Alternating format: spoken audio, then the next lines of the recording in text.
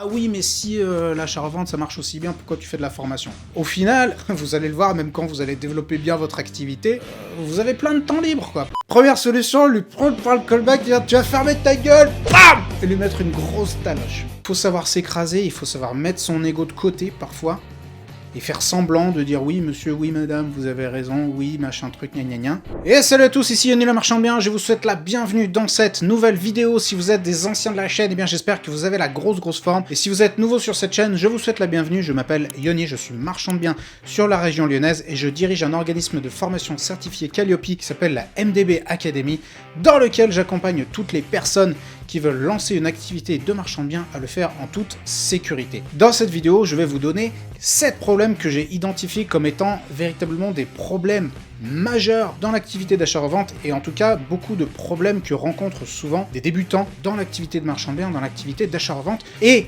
comme je suis pas trop salaud, eh bien je vais aussi essayer de vous donner des solutions pour pallier à ces problèmes si jamais vous les rencontrez dans le cadre de votre activité.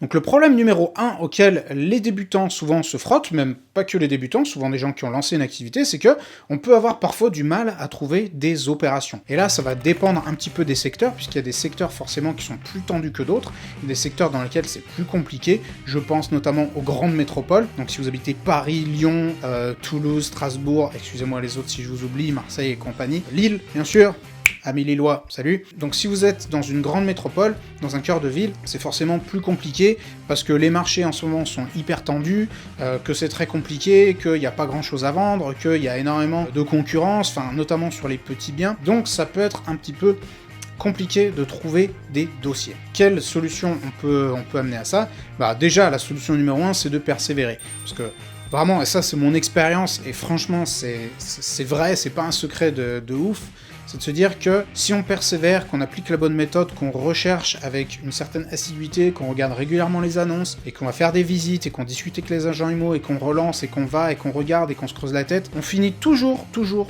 par trouver. Donc le problème numéro 1, c'est de ne pas réussir à trouver des dossiers.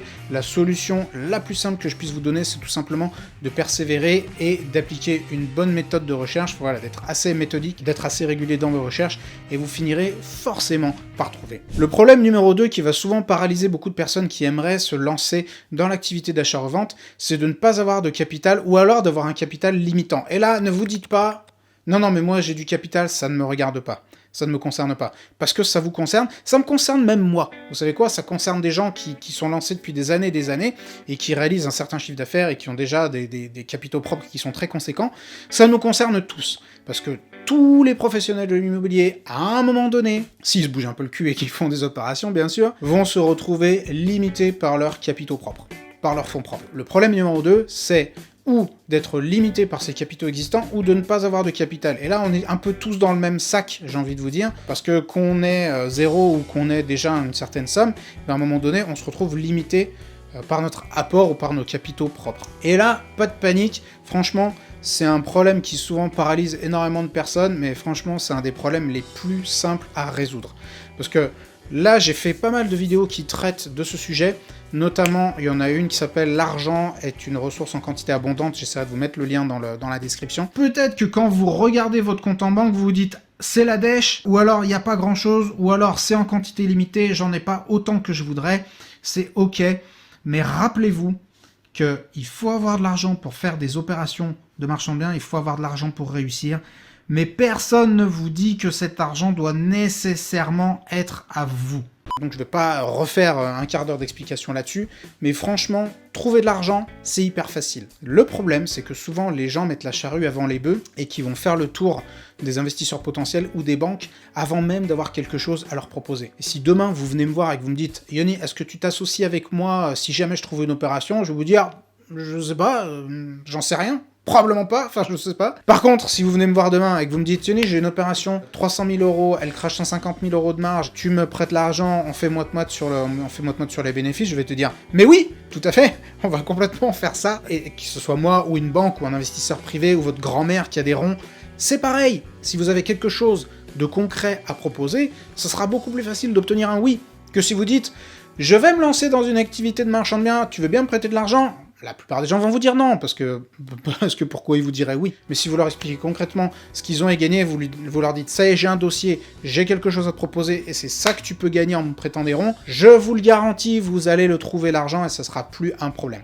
Donc le problème numéro 2, qui est celui de la limitation par ses capitaux, n'en est pas un, puisque l'argent est encore une fois une ressource qui est très très abondante en France. Ce qu'il vous suffit de faire, c'est de trouver une bonne opération, un bon dossier, et l'argent, il suivra automatiquement. Un troisième problème, c'est la gestion des questions d'urbanisme, la gestion des mairies, la gestion des ABF. Et ça, c'est un véritable problème, c'est vraiment la merde, et ça l'est de plus en plus, et une discussion récemment là-dessus avec mon géomètre, c'est de plus en plus compliqué, ils sont de plus en plus pénibles, on a systématiquement des demandes de pièces complémentaires, les ABF, je sais pas ce qu'il en est dans votre secteur, mais chez nous en tout cas, ils sont complètement déchaînés, je sais pas quelle mouche les a piqués, mais en tout cas, ça devient de plus en plus compliqué, on a de plus en plus de restrictions, les permis de construire sont de plus en plus difficiles à obtenir, et ça, c'est un vrai gros problème. Alors, je sais pas si dans votre région c'est le cas, ça m'intéresserait que vous me mettiez en commentaire ce qu'il en est. Tiens, si vous, chez vous, vous avez constaté, par exemple, alors, pas dans la région lyonnaise, parce que la région lyonnaise je connais, mais d'autres régions, si vous avez constaté que c'est de plus en plus compliqué chez vous, ou si vous avez souvent des demandes de pièces complémentaires, parce que nous on le constate, et franchement, les promoteurs, ils s'arrachent les cheveux parce qu'ils n'arrivent pas à sortir leurs immeubles, ils n'arrivent pas à sortir leur permis de construire, et après on vient chialer qu'il n'y a pas assez de logements en France. Donc une des solutions se trouve peut-être là. Je referme la parenthèse. En tout cas, pour nous, c'est un vrai problème, en tant que professionnel de l'immobilier, en tant que marchand de biens, puisque beaucoup des projets que nous allons réaliser vont dépendre du bon vouloir des mairies, du bon vouloir des ABF et de leur capacité à réagir. Et souvent, là, c'est clair, il y a des abus de pouvoir caractérisés faits par les mairies. J'ai 2 exemples qui sont tout frais de récemment, où on a rencontré un maire et son adjoint, 2 gros cons, enfin l'un comme l'autre, ils étaient tout aussi cons l'un que l'autre, et on a proposé un projet qui était hyper raisonnable, qui était tout à fait légal, qui densifiait pas trop, enfin voilà, c'était vachement bien, enfin c'était bien fait honnêtement, c'était pas un truc de gros porc où on faisait 15 studios dans un endroit où c'était de la maison individuelle, et ils en voulaient pas, ils ont pas voulu réfléchir, on leur a dit mais c'est légal machin, et vous avez pas de raison de nous le refuser, ils nous ont dit bah essayez de déposer, puis on verra bien. Donc en gros, abus de pouvoir caractérisé. Ça c'est vraiment, c'est le 3e problème, c'est un gros problème, donc là, qu'est-ce qu'on peut y faire concrètement ? Là, il faut se former, il faut être bon, c'est-à-dire qu'il faut vraiment savoir lire un règlement, interpréter le règlement, parce que souvent, vos interlocuteurs vont essayer de mettre à leur profit votre manque de connaissances, ils vont essayer de vous baiser, en gros. Donc, il faut vous former bien, comme il faut à l'urbanisme. Il faut bien vous entourer, c'est-à-dire un bon géomètre, un bon notaire qui vont vous aider à interpréter tout ça.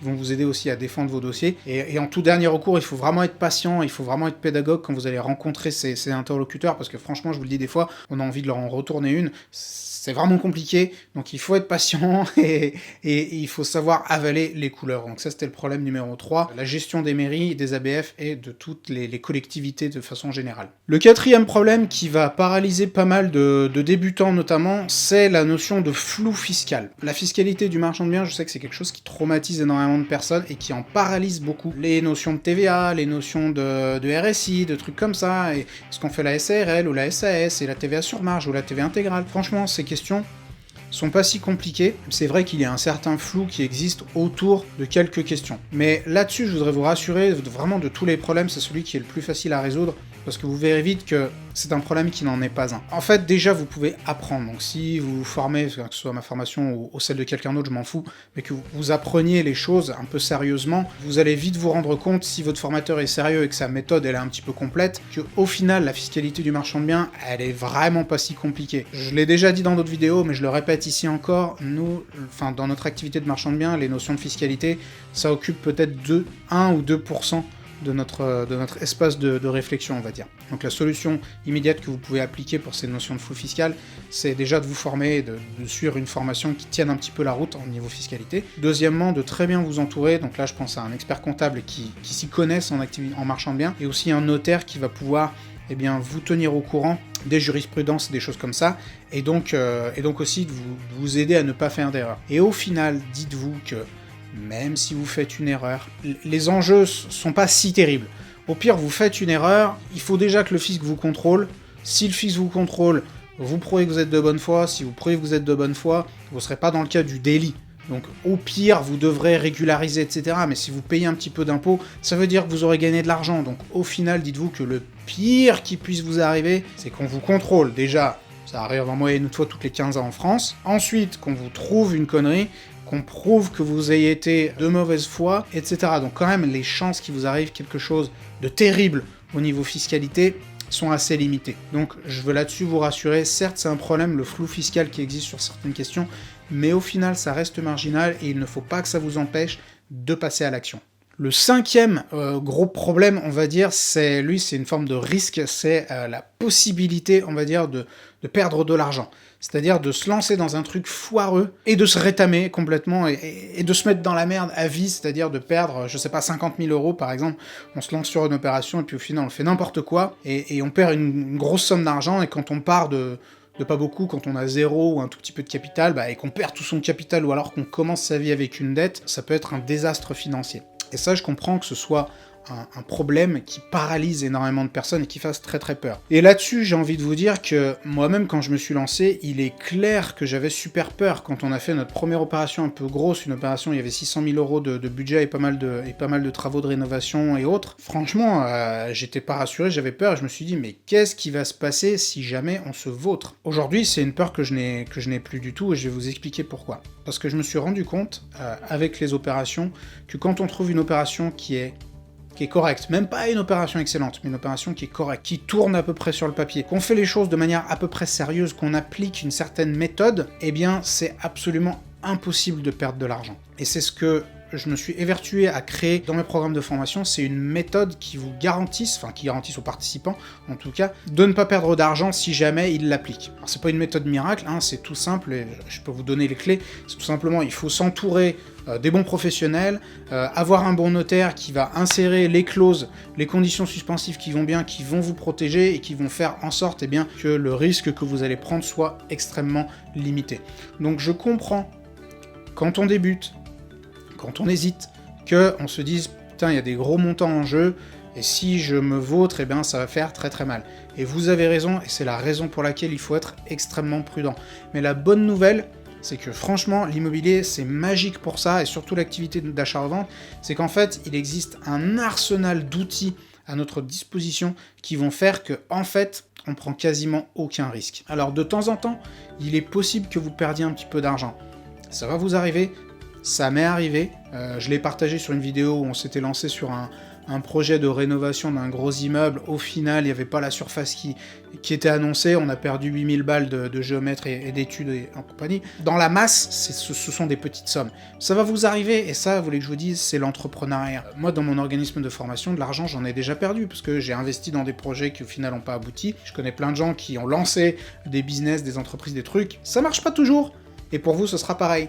Mais encore une fois, c'est vraiment magique dans l'activité de marchand, parce qu'on peut mettre en place plein d'outils qui vont nous protéger, qui n'existent pas nécessairement d'ailleurs dans d'autres domaines de l'entrepreneuriat.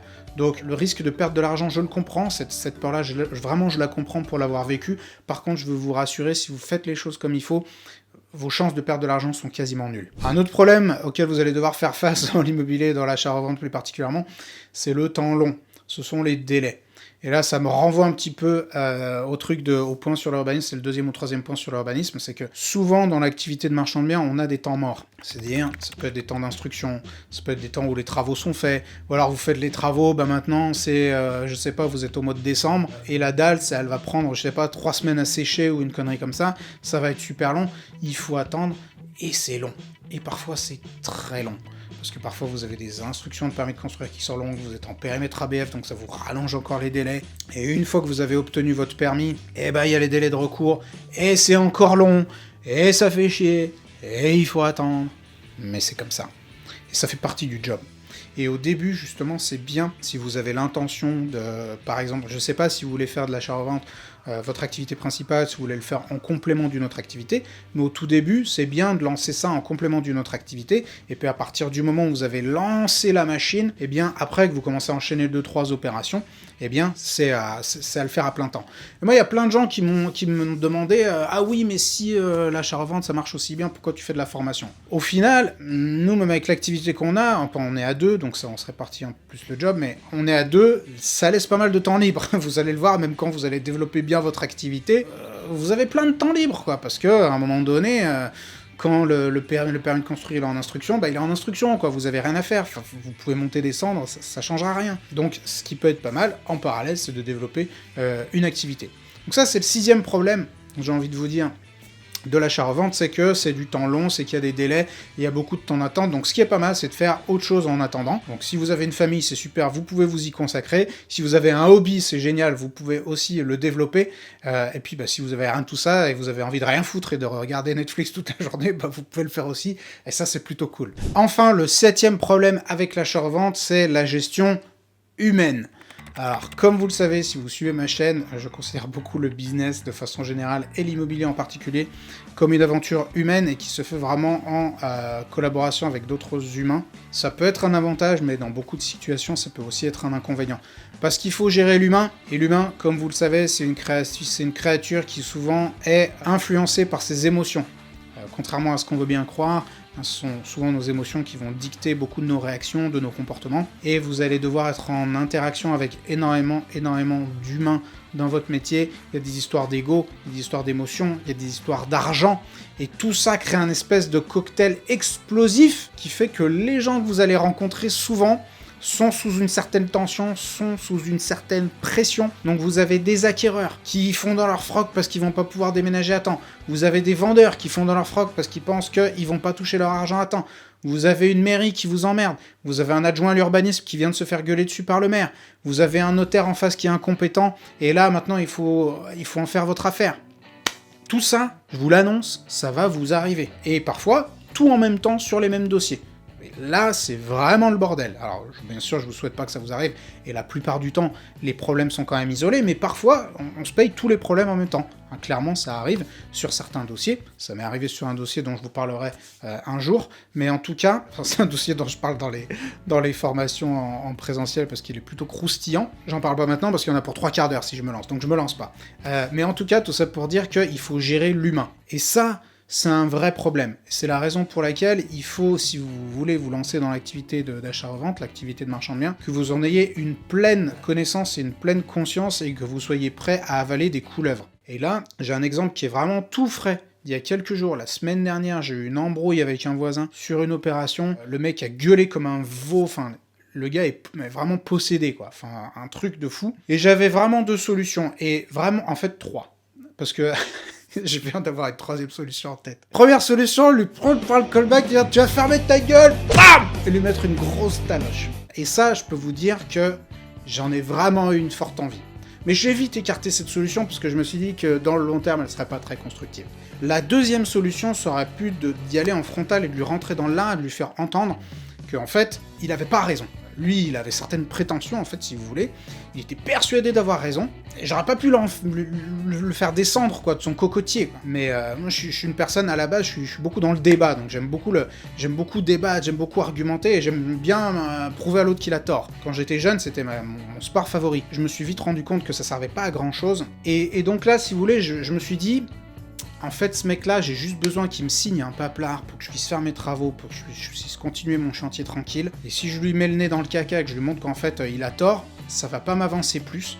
Et il risque d'être vexé dans son ego qui a l'air assez surdimensionné, donc c'est pas la bonne méthode.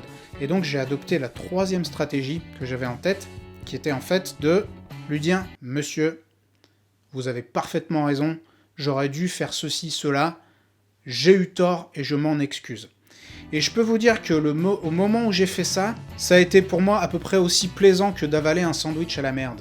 Vraiment, ça a été une expérience compliquée. Mais je me suis posé, je me suis dit... Et vraiment, je suis pas quelqu'un de réfléchi d'habitude, moi je suis plutôt quelqu'un d'impulsif. Donc là, j'avais vraiment envie d'y aller, et puis d'y aller à fond. Et je me suis dit, allez putain, avale la couleuvre, ça va durer une demi-heure, 1 heure qui seront déplaisantes, mais après, ce sera terminé, en fait. Et c'est la stratégie que j'ai appliquée. Je pense que c'est la bonne. C'est en bonne voie. Alors, c'est pas terminé encore, mais c'est en très bonne voie de résolution de ce conflit. Toute cette digression et toute cette petite anecdote pour vous dire que vous allez devoir gérer de l'humain et que souvent, vous, ce qui vous intéresse, c'est d'amener votre opération au bout. C'est pas tellement d'avoir raison. Et il faut savoir s'écraser, il faut savoir mettre son ego de côté, parfois, et faire semblant de dire oui monsieur, oui madame, vous avez raison, oui machin truc, gna gna gna. Alors pas se laisser marcher sur les pieds non plus, hein, attention, pas tout confondre. Mais parfois il faut savoir avaler les couleuvres et mettre son ego de côté pour pouvoir faire de la place et laisser avancer son opération. Donc le 7e problème majeur avec l'activité d'achat-revente, c'est la gestion humaine. Mais tout ça s'apprend avec l'expérience, avec la patience, et je vous recommande l'excellent livre de Dale Carnegie qui s'appelle « Comment se faire des amis », que je vous recommande très chaleureusement, qui fait partie des livres canoniques quand on fait du business et quand vous développez des relations humaines. Si vous ne l'avez pas encore lu, eh bien courez le lire. Dans cette vidéo, je vous ai parlé des 7 problèmes avec l'achat-revente que j'ai identifiés comme étant véritablement des problèmes majeurs avec cette activité, qu'on soit débutant ou qu'on soit déjà confirmé. J'espère que cette vidéo vous aura plu. Payez votre like et n'hésitez pas à la partager avec toutes les personnes dont le contenu pourrait les intéresser, et je vous dis à la prochaine.